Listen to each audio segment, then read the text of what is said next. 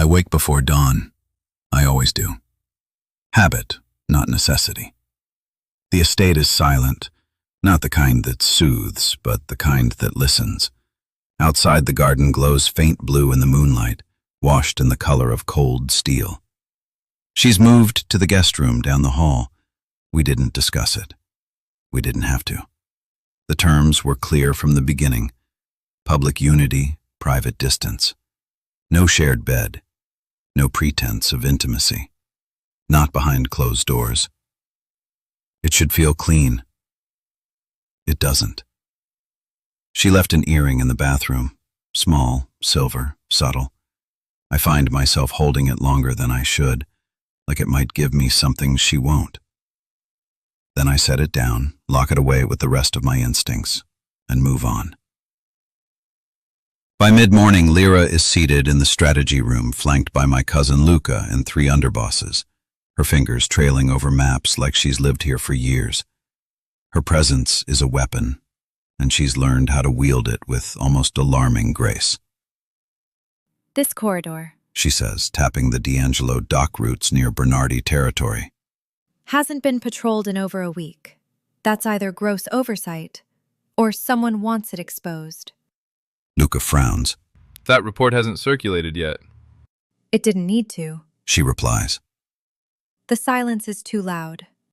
She meets my eyes without flinching, sharp, knowing, unapologetic. She's not here to decorate the house. She's here to survive it. And to win. Part 2. Lira. The morning after the wedding, I wake alone, in silk sheets that weren't chosen by me, in a house run by silence and men who've learned never to speak first. No congratulations, no breakfast trays, no illusions. Just the sunlight cutting through the window like a blade, and the weight of a diamond ring that feels more like a shackle. I slept in the guest room. My choice. Nico didn't question it, and somehow that unsettles me more than if he had. We sold a fairy tale to the world, but inside these walls, it's just shadows and strategy. The strange part? I'm starting to like it.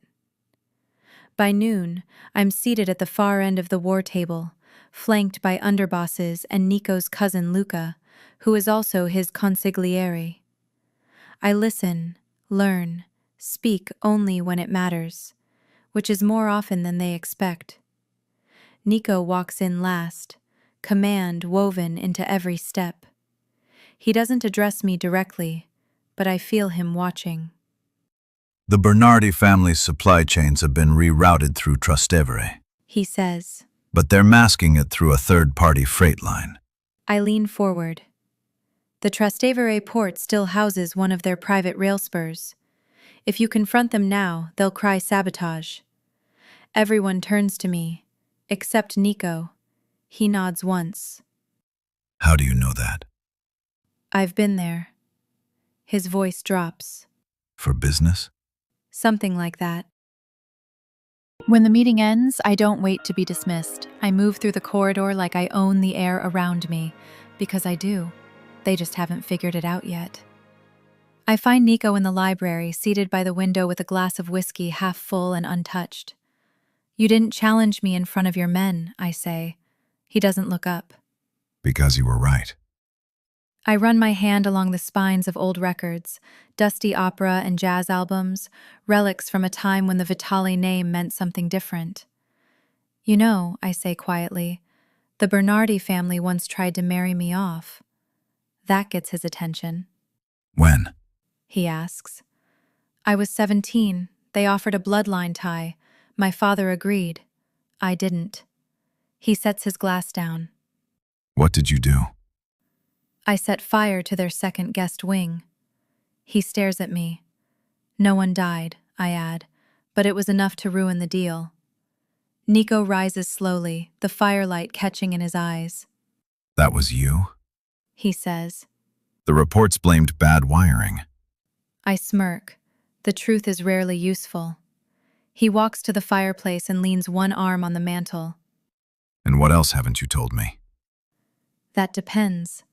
I take 2 steps closer. Are you asking as my husband or as my handler? He says nothing, but his mouth curves slightly, not a smile, a dare.